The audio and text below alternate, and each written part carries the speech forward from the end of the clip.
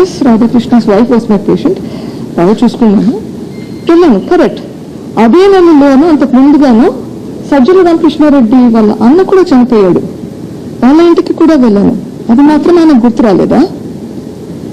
నేను సిబిఐ కావాలని కోర్టులో కేసు పెట్టినాక కూడా, సిబిఐకి ట్రాన్స్ఫర్ అయినాక కూడా మా నాన్నగారు డాక్టర్ ఈసీ గంగిరెడ్డి చనిపోయినప్పుడు వెళ్ళి భారతి గారిని కూడా కలిసినాను. మీకు అది గుర్తు రాలేదా? ఇది మానవత్వంకి సంబంధించింది. ఎవరైనా ఎవరితో మాట్లాడితే దానికి ఏదో కారణాలు ఉండొచ్చు. అన్నీ మీకు పాలిటిక్స్ ఏనా? నేను ఇక్కడ ఫైట్ చేసేది ఒక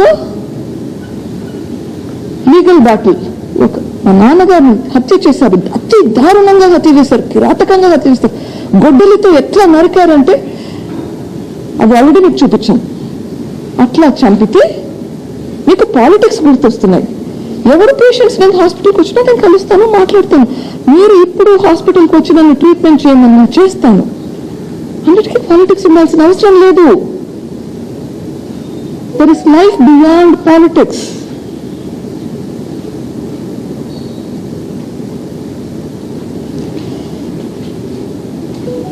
ఇంకోటి అన్నాడు, మా కుటుంబాన్ని నాశనం చేసినారు, మా నాన్నగారిని సంవత్సరం రోజులుగా జైల్లో పెట్టారు. మీరే అంటున్నారు వైఎస్ వివేకానంద రెడ్డి మీకోసం చాలా కృషి చేశారు అని.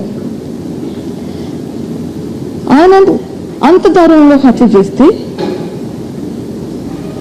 ఆయన సంగతి ఏంటి? ఆ కుటుంబం సంగతి ఏంటి? మీరు ఈ కుటుంబం గురించి ఎప్పుడైనా ఎంక్వైరీ చేశారా?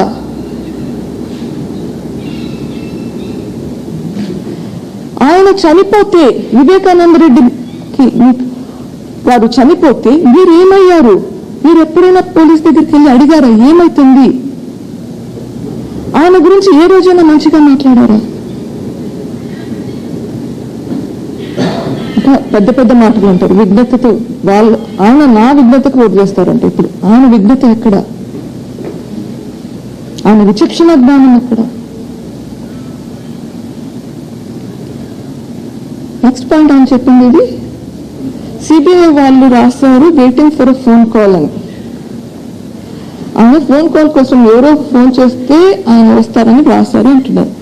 అదంతా నాకు అనవసరం. ఒకటి ఎక్స్ప్లెయిన్ చేస్తాను, కొంచెం టైం లైన్స్ రాసుకున్నాను, చెప్తాను. ఓకే, దానికి ముందు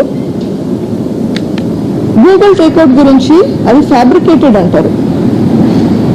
ఈ గూగుల్ టేక్అవుట్ ఏదైతే సిబిఐ కోట్ చేశారో, సిబిఐ కాకుండా CFSL, central forensic lab, CFSL and some forensic lab,